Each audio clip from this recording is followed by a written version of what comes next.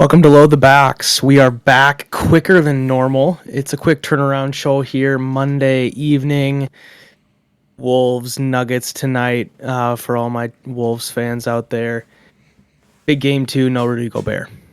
He had the birth of his first child. All right, football time. The Vikings picked up 17 undrafted free agent rookies. Something that Jordan said last week was he made a decision as an adult to no longer get, attached to any of these undrafted rookies because most of the time they don't amount to much and they're not on the team. Maybe they make the practice squad. That's about it. But I think it is important to note that the Vikings did bring in 17 new guys. I mean, in fact, last year they brought in Ivan Pace, and he's going to be a starter week 1, and he was fantastic all of last year. So it is important and it is worth noting the men that they brought in. We're not going to get into every single one of these guys tonight. We're going to just do a quick quick blurb on sort of the class as a whole, if you will. But Jordan, I'll let you kick it off here. Any sort of first thoughts you have on the class as a whole, or any guys in particular that you want to take a peek at? Yeah, first thought on the class as a whole, and correct me if I'm wrong, but I'm 99% sure that I'm correct here. Really disappointed. No Gold Dome was brought in by the Vikings this year at any point. Correct. So no new Notre Dame guys. I did wear the Notre Dame jersey. It's kind of just been my wearing around the house shirt here recently, and I figured, hey, you know what? It works. It's a hockey jersey. I'm a football guy. They kind of go hand in hand. So, I think the guy that's getting... not the guy. Let's save, Gabe Murphy. Spoiler, we're going to talk about Gabe Murphy because he was like, he's this year's Ivan Pace, and oh, holy cow, he had, he was projected to go 106, and he went UDFA instead. So we'll talk about Gabe Murphy, what we expect out of him, why he's a UDFA, and all that kind of stuff. But I think it's important that we frame the undrafted free agent conversation in such a way that keeps expectations realistic. And the reason these guys went undrafted is one thing. It's arm size. It's attitude issues. It's, in Ivan Pace's case, it's just he's a little guy. And he only had 1 year at like a decent-sized college in the University of Cincinnati. Everything else was Miami, Ohio. So he was a little unproven. And I think it's important that whenever you hear, pundits and Vikings fans saying, "Oh my gosh, we got a steal with Gabe Murphy out of UCLA. He had like 8 sacks last season, and holy cow, a steal as a second round pick can be a real contributor." I would argue that what was his name? I've already forgotten his name because he plays for Philly now. But the Iowa defensive back that Philly drafted. Oh, Cooper DeJean. Yes, Cooper DeJean. Cooper DeJean, I would argue, was a steal in the second round, and he's going to make an immediate impact. Gabe Murphy was a projected 4th or 5th rounder. So even if he does come in and make an impact, it's probably going to be as a rotational pass rusher. And Ivan Pace, I think, is the very diamond in the rough exception to that rule of these guys are steals, but they were still their draft projection was still to be a day 3 pick that was probably going to be fighting for special teams, practice squad, somewhere in that range. So I'm excited about a couple of these guys, but I wanted to preface it with that.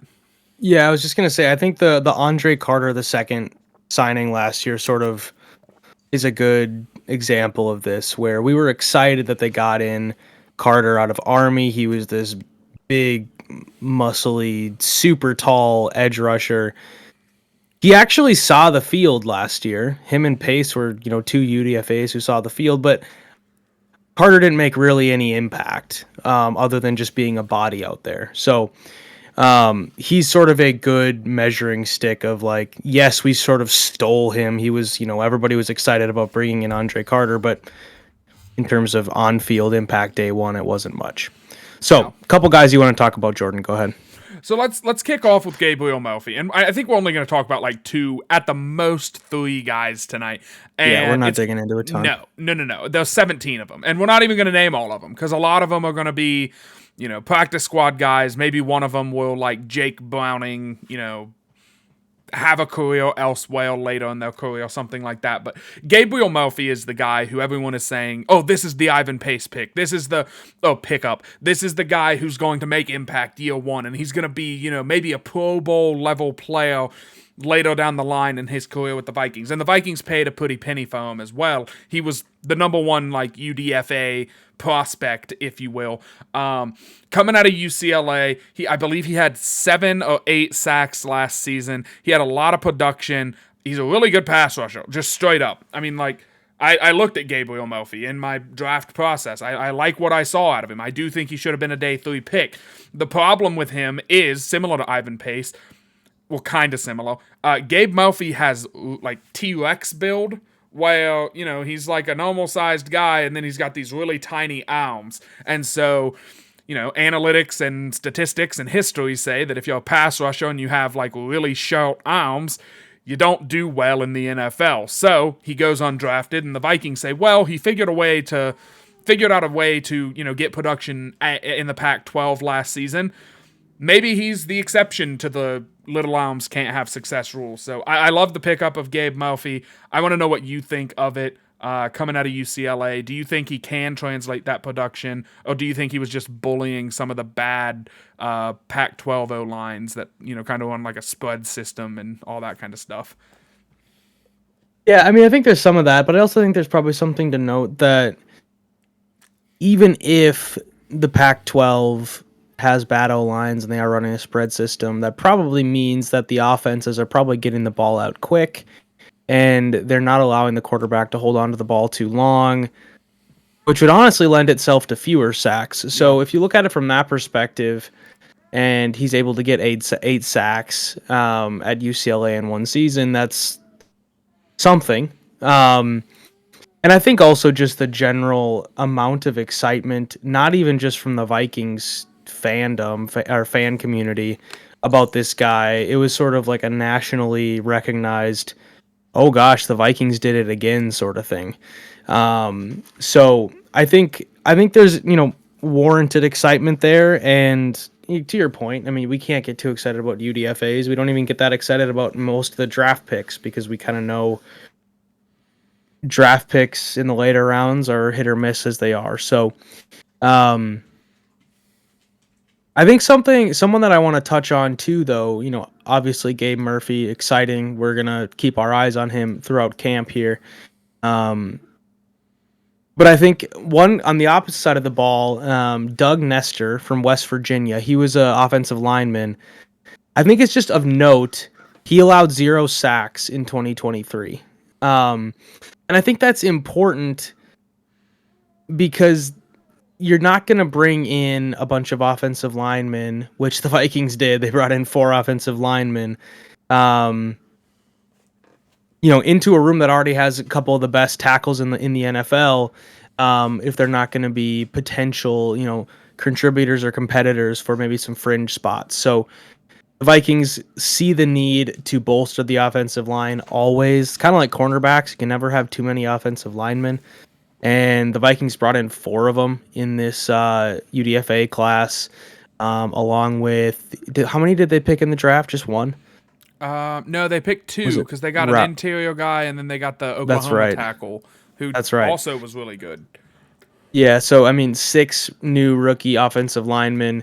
Doesn't necessarily mean that Dalton Reisner has been replaced, but I think it speaks to the fact that the Vikings understand that offensive line is a always massive need, not even just for this franchise, but just in general. So wanted to call out Doug Nestor. He was someone that a lot of fans and a lot of analysts were excited about as well. So who else do you have, Jordan?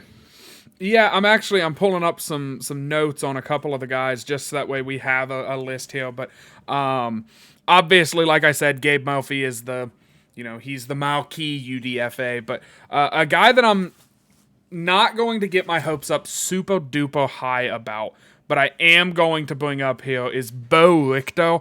And it might just be because I love football players named Bo. I was kind of high on Bo Nix in this draft process. I kind of said, look, I've hated him his entire career. Now I kind of like him. And I'm trying to suppress those feelings now that he plays for Sean Payton. But Bo Lichto, he was a pass rushing linebacker for Air Force, who he had like dumb stats. Hang on, let me pull this up. I think he had like 15 sacks, or almost 15 sacks. 19 and a half tackles for loss, 10 sacks. My bad. 10 sacks and almost 20 TFLs in 2023. He's just, and this isn't like a military joke, but he's a missile. Like, he's really quick to get in the backfield after a quarterback.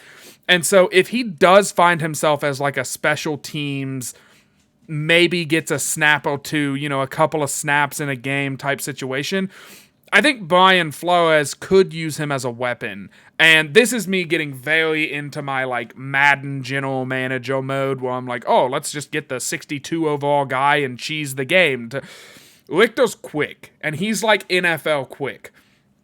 So I think the idea that, let Lichter just come in and send 6 guys or 7 guys and make sure he's the unblocked one, I think he's going to have no problem getting to and sacking a quarterback before he has time to even think about what to do with the ball. So I'm kind of excited about him. Now, again, he's a UDFA. He's out of the military, so he could have the same problems Andre Carter had. Well, his body's not built for football. It's built to like protect our country. So kind of take that as you will. Maybe he's going to have to put on weight, and he's going to have to get an NFL body, and then he's going to lose some of that speed. So a lot could change, but just the stats kind of jumped out to me. I do think he flies around the football field, and I'm kind of excited about him. I do think it was interesting you brought up offensive linemen. The Vikings signed North Carolina offensive lineman Spencer Rowland, I believe is how you pronounce it. And that North Carolina offensive line was so bad. Like Drake May, that was everybody what they were saying. They were like, look at how good he was, even though his offensive line was terrible. And then the Vikings were like, yeah, we want some of that. So I don't know if they maybe they want to put McCarthy behind Rowland in some practices to see how he does behind a bad O-line, since he played behind that Great Wall of Michigan for his entire career. So maybe that's what it is. But I was really scratching my head when they picked up Spencer Rowland. I was like, why did anybody want Spencer Rowland? Part of me wonders with Rowland if it was a combination of like external factors, because he was an Ivy League guy. Yeah. He spent 4 years at Harvard. So obviously very smart. And then was a grad student at North Carolina. And he also is from Minnesota. He graduated from Apple Valley High School. So I think there could be something there where it's like external factors. He's really smart. He's from Minnesota. Kwesi loves the Ivy League, obviously. And it could be some of that. So obviously you have to be a good enough football player if you're going to get brought into the room. But I think there could be something to do with that. Just, get the brains in the room and see what they can do with them. Right. Yeah. Go ahead. Go ahead. No. I insist. I was just gonna say the other thing that you and I were joking about before is that everyone seems to be getting excited about these Mercer wide receivers. So the Vikings picked up 2, not just 1, but 2 wide receivers from Mercer. A school down in Georgia, I believe, out of the Southern Conference. 2 completely different body types. We got Ty James, who's, I believe, 6'2", 200, so big dude. He was a very productive receiver. 3,400 yards over his 4 years at Mercer. Just a pretty productive, big body receiver. Played in 45 games over those 4 years, so he remained healthy.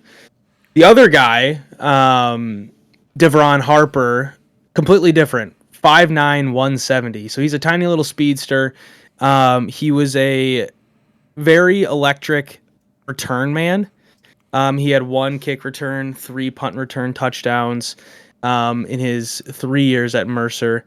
And was just, a little electric jitterbug. So 2 completely different body types, but they got him from the same room. Not sure if that Mercer wide receiver coach is, sneaky good, going to be an NFL coach someday or something. But not sure if you had anything else to make of the Mercer guys other than the fact that they got two of them. Yeah, I thought it was. I don't like to toot my own horn, but the Minnesota Vikings does sound pretty funny to me. And if either one of them can contribute at even like a Brandon Powell level where it's like, hey, they made like a good catch in one game or two, they can do something better than Yeah. that. Like if they can get to that point, then I would immediately just be like the Minnesota Vikings, and so I'm coining that early and often until they find themselves cut on the practice squad. I'm gonna be honest, and this is less of a UDFA talko and more of a roster talko. I don't think the Vikings are done free agency wise. I foresee them bringing in another receiver to compete with Powell for the wide receiver 3 spot. Because right now you look at it, they brought in Trent Sherfield from I believe Buffalo was where he where he was, and so they bring him in. I think they're going to bring in another free agent, be it like a Tyler Boyd or whoever. It's not going to be Odell. He's in Miami now, but they're going to bring in another free agent wide receiver. So they're going to have Jefferson and Addison, and then they're going to let some veterans fight for that wide receiver 3 spot. Powell's going to be in the mix, and then you will have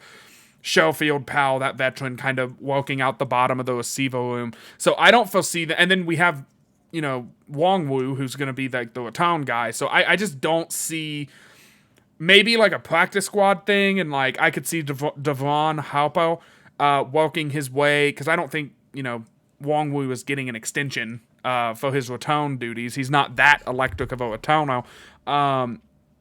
We'll see what he does with the new kickoff rules, but maybe Halpo's being brought in to be groomed into the next return guy, something like that. But, I did see a lot of people getting very hyped about these Mercer wide receivers, and I was like, what?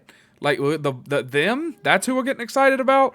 I have one last guy I want to go into quickly, and then I think we can get into final thoughts. But, and this is, it's mandatory once a show. I live in Ohio, and Toledo is about 3.5 hours away from me, but still, it's in the great state of Ohio. Dallas Grant, who had let me pull up the stats again.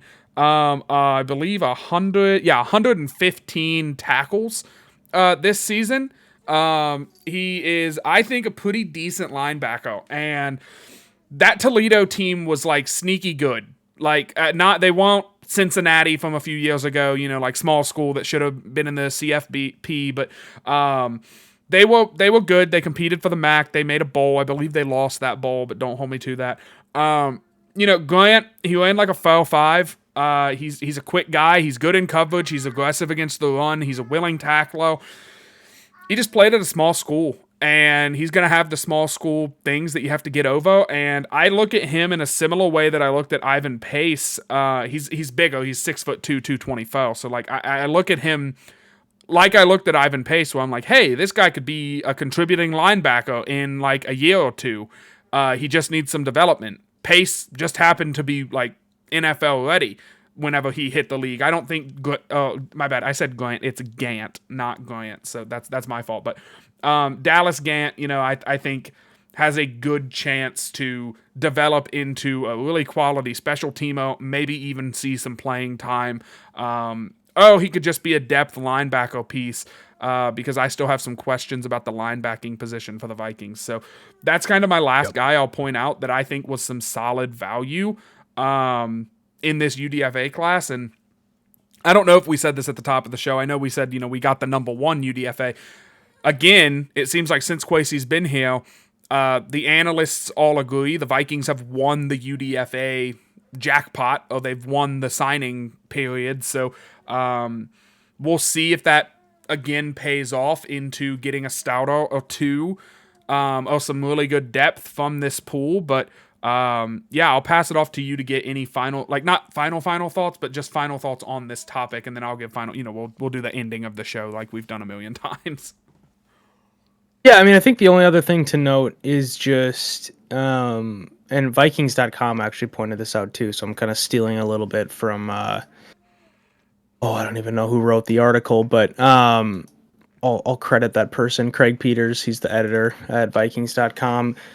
They got 4 offensive linemen and 9 defensive players. So I think that kind of says something about the importance of depth at the offensive line, and then in terms of the defensive players, I think, of those positions, most of them were in the linebacker or outside linebacker realm, two defensive linemen.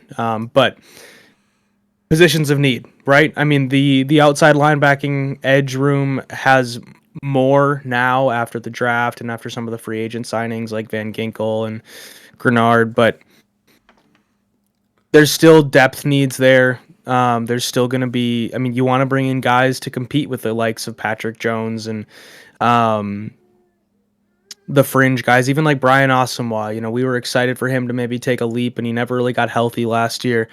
You want to bring in more bodies to compete with guys like him to sort of iron sharpen iron and get the, secondary, tertiary guys ready to really compete. So, if nothing else, a lot of guys in there to compete, and I think, again, don't make too much about the UDFA class, but it's always exciting. A lot of new names and a lot of new opportunities. Yeah, I loved how Dustin put it last week when I was saying, because like the actual quote was, "I'm not going to get excited about a 6th-round pick because I've gotten my heart broken one too many times by the likes of Jalen Twyman and guys like that." So, but the same applies for UDFAs. I used to pound the table about UDFAs, like, "Oh, this guy's going to be contributing," and blah blah blah, and I'd buy into the hype way way way too much. And so I'm trying to take this very realistic approach of like, yeah, I like Dallas Gant. I watched a lot of Toledo this year, just because they're in the MAC and like they played Miami, Ohio, and my sister-in-law goes there, and so like, I think they played them in the MAC championship game, and I watched that game, and yeah, Toledo's defense was good. And they had Quinion Mitchell and they had Dallas Gant, and so adding a piece from that defense I think is worth a flyo. I'm glad they didn't spend a draft pick on it. They got him as a UDFA, and we'll see what he develops into. But my final thoughts will just be very briefly, like what you were saying about, ion sharpening ion and bringing in guys. I think the Vikings are sending a message that they want to compete and they want to get competitors in the building, and they're gonna have a QB competition, and that's what everyone's gonna talk about this training camp come August. Is who's having a better day? Sam Darnold threw a pick, but McCarthy overthrew a long ball to Jefferson. So it's gonna be all about the QB competition. I think there's a legitimate, and this isn't as exciting, I get it, but there's a legitimate competition between Patrick Jones, Andre Cardo, and now the likes of like a Bo Richter, a Gabe Murphy. Who's going to be the rotational depth guy that can maybe get into games and be like a long-term depth piece here? Because I think Grenald's going to be here a while, so I don't think any of these guys will have their day in the sun, but like as Vikings. But one of these guys could very well be a solid foundational depth guy and then go on to sign a decent deal somewhere else and be like a potential... Oh, my Google is talking to me. Let's see. Where was I at? My bad. Google threw me off. See, we could get a comp pick out of him. That's what I was getting at. Is like, 3 years from now, we could be getting a comp pick for a guy like Gabe Murphy because he was a good rotational pass rusher who signed with San Francisco or something like that. So those will be my final thoughts. My final thought. I hope you accept me.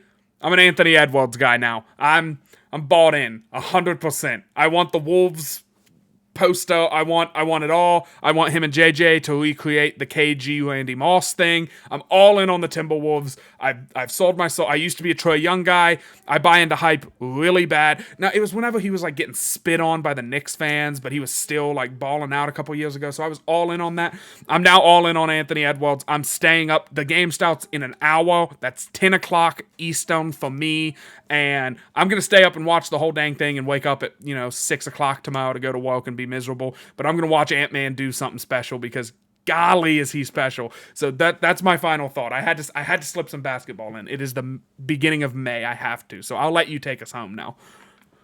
All the Timberwolves fans receive you with open arms, Jordan. The Jelsy's in the My final thought, Vikings rookie minicamp starts on Friday. It's very brief, Friday through Sunday, but it's the first shot, first look that a lot of the coaching staff will have with these guys on the grass, as Kevin O'Connell likes to say. So it's starting up quick. It's it's only May, but before we know it, it's going to be OTAs and mini camps are going to be over, and then it's going to be training camp once July comes. So, buckle up. It's going to be a fun summer. We will talk probably more next week, yet to decide on what exactly. But until then, cheer on those Wolves and Skol, y'all.